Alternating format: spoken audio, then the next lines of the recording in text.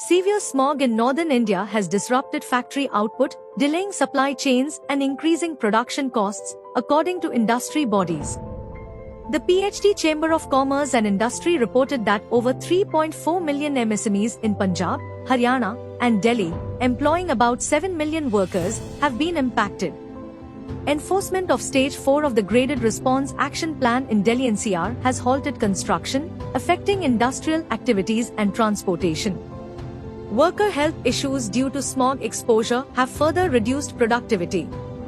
Companies are mitigating effects by adopting cleaner fuels, installing air purifiers, and providing safety gear. Collaboration with governments focuses on measures like reducing stubble burning and exploring cloud seeding solutions.